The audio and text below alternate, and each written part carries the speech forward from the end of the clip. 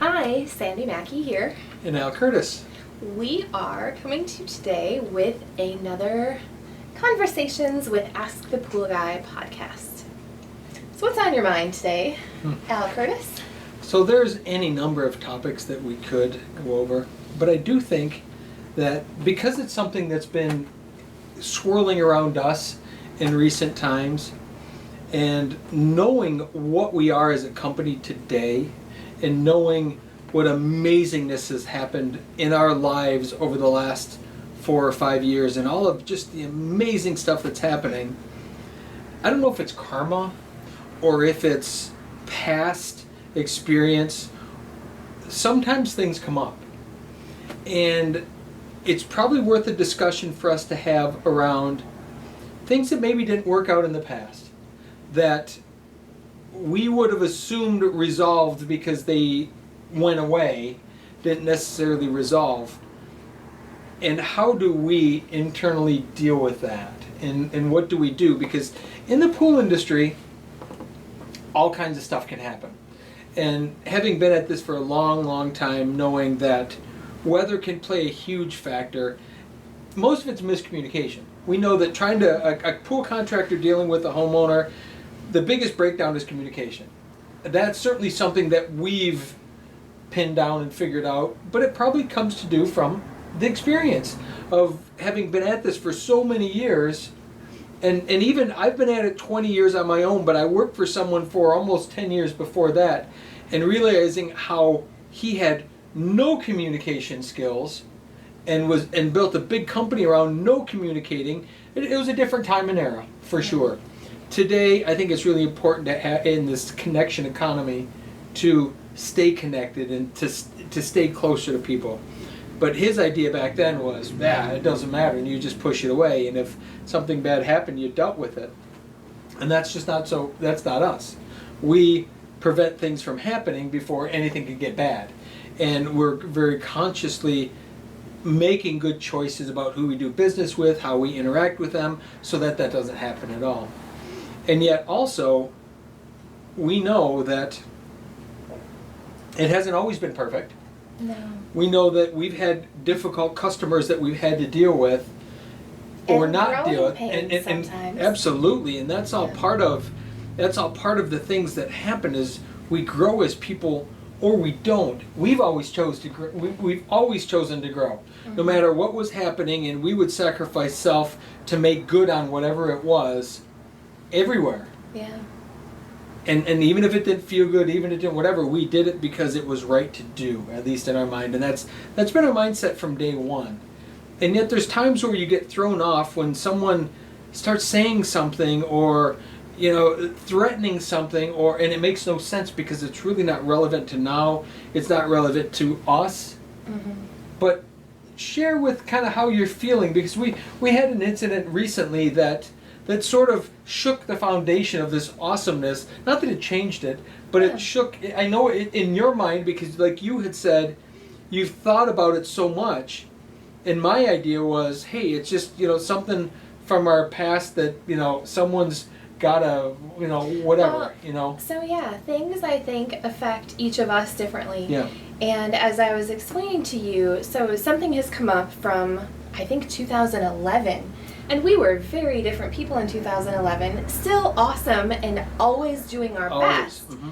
And we chose to work with a customer who, in hindsight, not a great idea. What we learned, remember, that particular customer, we learned, and you had even joked that we're putting a sign on the window, posting on a window, when we get on a job, rules for how to work with our company, because I'm the artist, you're not, all that stuff. So we know that there was a lot going on there. So we had a very interesting customer back in 2011. Let's just say. And we ended up not finishing the project. At that time, it was on very friendly, we understand that we're no longer a fit for each other terms.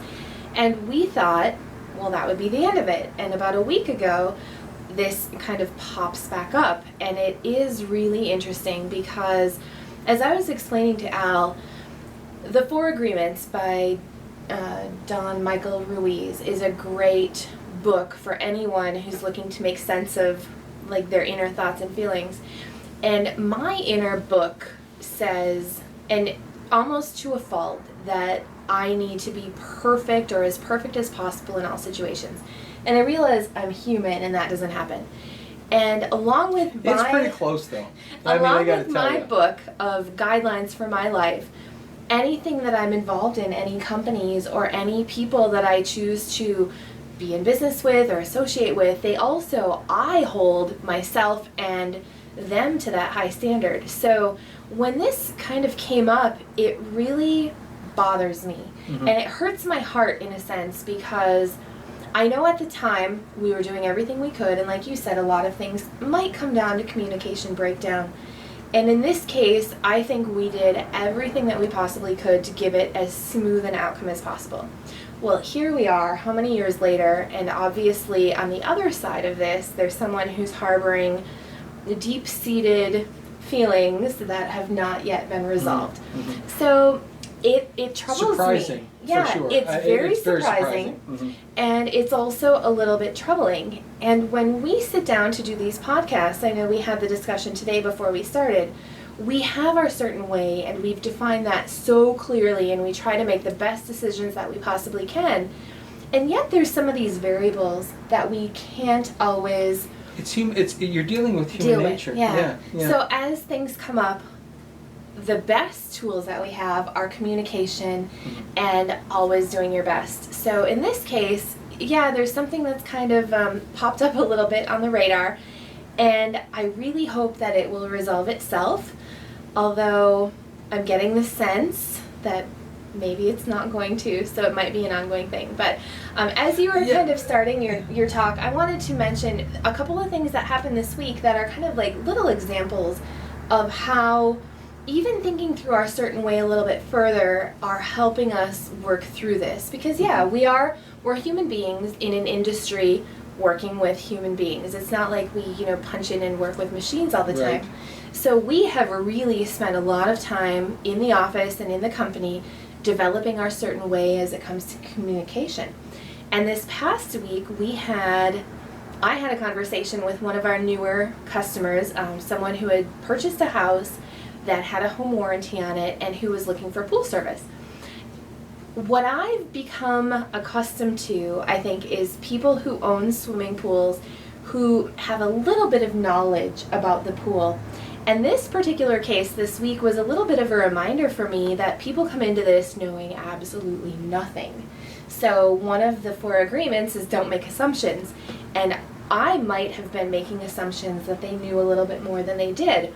And the story turns out very well because we had been dispatched for a service call, which we went and we did. I had actually the first contact with this customer. I explained very well what we would be doing on the service call to kind of fix what was going on. I was helping him work with a home warranty company, and I thought everything was going smoothly until we kind of ran into a little roadblock where he didn't want to pay until everything was taken care of, but we had fulfilled our obligation to that point. I was trying to communicate that with this person. And we came to like a little, not a standstill, but a little like we weren't hearing each other kind of.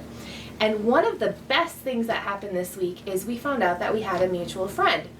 As it happens, he called back the customer, and we had performed some service. We were waiting for payment. He was waiting for another step to happen, and we were trying to communicate through this, and we may have been getting a little irritated with each other for the best way to explain it.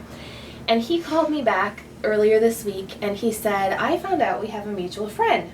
And I said, oh, who is that? And he mentioned who it was, and I said, oh, we just love him. And from that point on, our communication and our ability to work together was as smooth as could possibly be.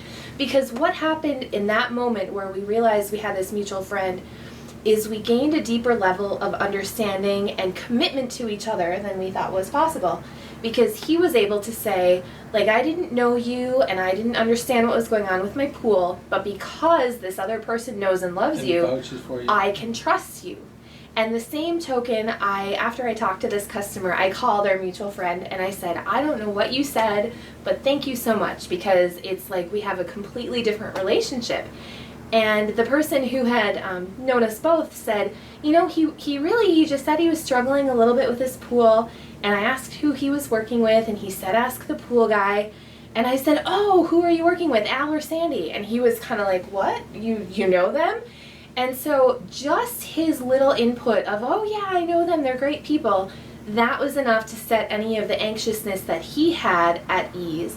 And then when I talked to him, it was enough to set mine at ease. And from here on out, smooth sailing. So as much as we've worked on our certain way, I realize there are still little kind of tweaks and nuances that we can have. And that was just such a positive example of how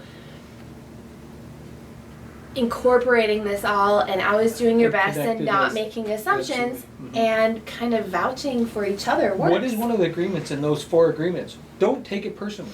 Right. Which is very difficult for you. It's However, very hard for I want to get back to that because as I've reflected on, I'm not carrying it around like you are.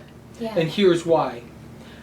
I truly feel that we did the absolute most that we could do without tearing our own soul out and leaving it there. I feel like we did the most that we could do for that customer. And knowing that we have to separate, it's going to get ugly if we don't. That I truly feel that the best that we could have done is what we did. I think we were working at a pace, at a whatever, and it was all good until it wasn't. And it really, when I think back, it's a long time ago to think about. But and look at you, you're feeling so strongly about this do. now. I'm crying, you're crying. I feel really strongly crying. because you just mentioned today that you're carrying this around so heavily, and what I recognize is, at the time when it was going on, there was such an artistic difference in terms of who we were, and as we were still developing our certain way, we still had a way, and it was so drastically different that we couldn't make them happy. Yeah. There was nothing that we could do, nothing that was going to make that better. So the best outcome was, let's stop now, let's move on, you move on. And at the time, you still had a relationship with them. It was still decent. Yeah. It was all of that, and they expressed that one of they had expressed one of the spouses that they were able to find other companies to come in. They were still referring you. They still loved us and all of that. Yeah, they suggested us to one of their friends, and we parted and went our separate ways. Mm-hmm. So that's the part that you can't take it personally. No. Because we don't know what's going to happen. It could just be anything where they find them stress in her. Something's going on in their lives or whatever. But and I know we did our best. That we put the best foot that we could possibly put forward. I would feel a whole lot differently if I felt like we just were angry and we wanted to. I don't have any of that associated with this. Yeah. Instead, it was, this mutually needs to end, and it's okay. Yeah. What we learned from that is we will never do that again. That's How true. many times did we have the conversation? We'll never do that again, and it's okay. Yeah. To me, what I recognized is it was stretching my artistic bounds. It was doing something different than I'd ever done before. But what I didn't know was that I would have no control of the artistic. I was trying to change like the design in terms of something I'd never done, and it became materials that I thought were horrible, and it was doing things in a way that I thought were horrible that I wouldn't know. It was compromising my spirit, who I am as a person. Yeah. So the outcome of it, I was okay with, and that's why I'm not taking it personally. We don't know. You could be making it bigger than it is going to be, and it may go away and it may not. Mm-hmm. But I can tell you what I know. That if it continues, we have all of the social proof that we could possibly need of people, of customers, of client bases that love what we've done for them because they know us. We've bared our soul and spirit to them. Don't you think that they would come to our support if it ever came down to whatever it could come down to? I mean, what's the worst that could happen? We get yelled at? And that has been a fundamental lesson in this for me, because that we've been involved in coaching clients for a number of years, and I remember one case in particular where a client came to us and they said, I have somebody who said mean things about me online. And my advice as a third-party observer to that was allow your tribe to handle it. You don't have to engage with them because your work stands for itself. You guys are great. You know, maybe we just send out a little note to a few of your closest friends, ask them to do a Google review for you, because like one little negative nuance out there for you can be overcome in an instant by the people who know and love you. So that's the advice that I gave at the time. Well, are you going to listen? I know. Well, and I feel better Sure. even now. We weren't sure if this was something to bring up on a talk. And when we were talking about starting this podcast today, I said, you know, we do have our certain way, yet we are in this industry of people. And if there's a way that we can share this so that we don't always paint the picture like we're wearing rose-colored glasses, we know True. about the real world, I think that would be beneficial. Mm-hmm. And I feel better. I mean, just acknowledging that there's something out there and it hurts my heart and we did our best, that's making me feel better. Well, and I would have a different energy around it if we hadn't done our best. If we had run away, or if we had intentionally hurt, or if we know contractors that have done all kinds of stupid stuff and been, but that wasn't, that's not us. We communicated in We the did best everything way we could. We certainly did. We even provided things for them that Free they couldn't get anywhere material. else. Yeah. All of those things. Gifts. We gave gifts. We gave, and obviously it fell at that time on some deaf ears and whatever. Yeah. We can't change that. We know who we are, and I could tell you this. Anytime I've run into difficult times with people in my life, this is the line that I've used. Would I rather be them or would I rather be me? I've said that 1,000 times in my life, and I can tell you in this particular case, I would rather be me. Oh, I'd rather be me. There's nothing that we did wrong. Yeah. Shit happens. Sometimes it just freaking happens. But it doesn't have to define us unless we allow it to. And it's hard not to take it personally, especially knowing that you have this perfection. I don't have that same perfectionist. I flubber, make mistakes all the time, and it's part of me. And I know part of you is being perfect as you can be, and being as impeccable with your words. You hold those 4 agreements so much stronger than I do. I live within them for sure. I'm not one to lie, and I'm not one to make up stories, and I'm not one, but I'm softer around the edges for sure. I've always teased you about that you're very rigid to that, and I appreciate that, because you being that way allows me to not have to be so much that. And yet this is one of those cases where crap's going to happen. Poop happens, shit happens, whatever. And it's how you learn from it. It's how you learn, and what you do as a result. Acknowledge it. Right, Yeah. and the thing is, stuff comes up, and then how do we deal with it when it comes up? And whatever we have to do, we don't even know if it means anything. No. But if it becomes something, then it becomes something, and we deal with it. Yeah. Whatever the dealing with it is, we do it then, instead of carrying it around now and let it being something. But I do think it's important that we bring it up, because we live in a pretty rose-colored glass kind of world. We do. You know, we have this very magical place, and we almost sit in this up high above in the tower of the castle, because our lives have become that very good. It could be. Yeah. But I even feel that way, that I kind of live up in this tower, you know, because things are so awesome all the time. But it is important to acknowledge that stuff happens along the way. And it's how we deal with it that defines who we are. Well, and I think, too, this is a good lesson, because we do talk so much about social media and how to be out there and present. And I do know that, you know, based on some of the questions this problem person asked me the last time we were on the phone, she hasn't been paying attention to us, which is great, because there's no need to. Although there's also this vulnerability that comes out because we are everywhere and we're on social media. And a part of my fear has been, well, what if there's a little temper tantrum thrown? And I was very comforted by the talk that we had, that if that happens, We're going to explain it as best we can. You share it. We're going to allow the people that know and love us to, learn about it. We're not going to hide it. We're not going to try to shove it under the rug. No. And I think that is another lesson for other people because, we are in an industry, in the pool industry, that has a lot of ups and downs, and it has a lot of communication, Shady a need for characters, communication, yes, and it has a lot of communication breakdowns. So hopefully, it's known for that as well. That's the part of our industry is known for. What we understand is it's supposed to be this fun, vibrant family, and it's not. Sometimes it's not. Sometimes it's not. In a lot of cases, it's not, and we want it to always be that.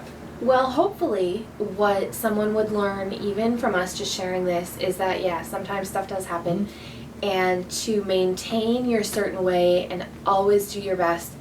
That's all that anybody can ever do. And so, thank you for allowing this to come up in today's podcast, because I'm already feeling better and I'm feeling letting go-ness happening, and that's a really good feeling.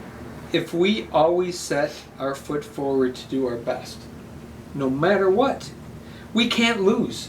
So maybe we don't win the this or win the that or do the, but if we always set our best foot forward to do the best that we can do with whatever the circumstance is, we can't lose. And not winning is the same as not losing. We don't have, it doesn't, we've gotten so accustomed to home runs every time. We get up to bat, we hit a home run. And then every once in a while you get thrown a strike or two. That doesn't mean you're out. No. We can choose to let the one strike against us consider it being an out, or we can say, well, I got to swing the bat again. And that was certainly a case where we swung and missed. But we were developing really who we were, and it was I'll take the blame, because it was me seeing an additional way to express myself and seeing a different design and something different that could deepen and broaden our portfolio and whatever. I got spanked. I don't need to do that. We're doing really good with what we're doing, and my style can slowly evolve to something else. I don't have to take drastic steps. And that was something that I learned in that process. Mm-hmm. But we also learned, let's not work with people that we're not going to love to work with, that aren't going to make us feel good about what we do because we do it. Yeah. So, the ultimate lesson was we learned a lot from that experience, and now we might get slapped a little bit for it, but we didn't do anything wrong. We did the best that we could possibly do with everything that we were given. We did, I think, by far the best that we could have done. So whatever they think they can do or they want to do to us, let them. Yeah. Because we have an amazing group of fans, friends, people, associates, peers, industry, mentors, peers, the entire industry. Think about the industry that's backing us. Yeah. Do they really matter? They don't. But we let them because we're here, because we're human, because we're human. whatever. We are. Yep. And that reminds me of another story that I feel is worth sharing. Because we have our marketing group that we meet with every week, it's a little bit of a place for us to explore, and we really kind of expressed our certain way to the group by way of leading by example and kind of sharing what's possible. So I remember when we had a potential client contact us, and as we were getting to know them to kind of feel if they would be our right certain client, there were a couple things that came up that I think we had defined for ourselves. Our ideal client will do this, and they will say this, and they will be like this. And like you said, we became accustomed to those home run clients walking in the door. And then we got one, and they were mostly saying the right things, and they were mostly asking for the right things. And there was a couple things that made us not quite sure if we should work for them. So our communication on the front side was good, but then it was a little rocky, and we didn't know if it made sense. Well, ultimately, I know you felt strongly about going forward with it, and we did. And as a result, I was just out at the pool yesterday actually doing some interviews with them, and it turned out spectacularly. The customers love us, we love the customers. It has been such a smooth process that I'm looking forward to updating the marketing group about, while developing your certain way, it's important to keep the door open for some of those nuances that are unexpected. And in this case, I think it was some of those unexpected nuances that we were able to work through, and they turned out brilliantly. I think what you and I do, because we're so used to just lightly tapping the bat and hitting home runs, Yeah. just barely swinging and hitting a home run. I think we make the assumption that everybody is just throwing softball home runs to us. Yeah. And like that customer did nothing wrong. No. They just didn't know what to ask or how to ask it in such a way that we're making the assumption that, well, you're gonna slowly flip us a cotton ball that we're gonna just lightly tap, that's gonna have a charge of dynamite in it that sends it over the fence. Yeah. And what we have to realize, and this is just good lesson for us, is that not everybody understands how to throw the soft ball with the fluffy cushion with the dynamite in it. You know, they might throw a little bit of a little curveball that with a we're rock wondering. in it. Yeah, not knowing, and we just have to swing harder. Yeah. In this particular case, we just swung a little harder and knocked it out of the freaking park. Yeah. And they're awesome. Yeah. But we have to understand that in the process, and I think that's our growth. Yeah. And that's, I guess, that out of lessons, if there could be a lesson as a result of what we're talking about today, is that always be open and know that we have to change. No one in the world has to change, but we change us. Yeah. We change us, and our world changes. And it attracts different people, and all of those things happen. And it's okay if we don't have the answers. I know Miss Perfect over here. I know. You know, be impeccable with your bird and everything be perfect, don't make assumptions, all of that. We know. It hurts to not have the answers. I know. Yeah. And yet, I'm learning. as we work our way through this process, we realize how good it can be and how yummy it could be and how rewarding it can be. And then we get spanked every once in a while with something that doesn't feel so good, but recognize... But don't take it personally. And don't let that knock us off course, because one little strike in the whole scheme of a baseball game means nothing unless it's the last strike of the last out of the last inning when you're losing. If that's not it, the strike doesn't matter. That's the only strike that matters. And we're not anywhere close to the end of our game. Yeah. So somewhere in the middle, if we get a little strike or get a little foul ball, a little bit of whatever, I don't know where the whole baseball thing came in, but I know, you're but such it did. a sports nut. But it's working. But, you know, again, if we were at the very last inning and the last of all that, blah, blah, blah, one thing, we're not. We're somewhere in between. And maybe we're at the 6th inning stretch and we need to just let it go. But Well, shit happens. And hopefully, we just deal with it. Hopefully us sharing this also lends some perspective To people that to everyone's going to someone go through who this. might find Yeah, themselves in yeah. a similar situation. And that's this is good. just business, but it's just same in personal. It's the same in relationships. It's the same in child rearing. It's the same. We could relate all these stories to us raising kids, or us, and you know what? It's just a strike in a game. It's not an out. It's just a thing that happens. Mm-hmm. And the more that we can recognize it's a thing that happens, it's just easier, because that way we don't carry it. You've been carrying this as like this cloak around you of imperfection. You're the same perfect person. Shit just happened before. Carry that around. Yeah. So there. Well, awesome. So anyway, That's our week. that's what's been happening in our world. And that's a wrap. Until next time.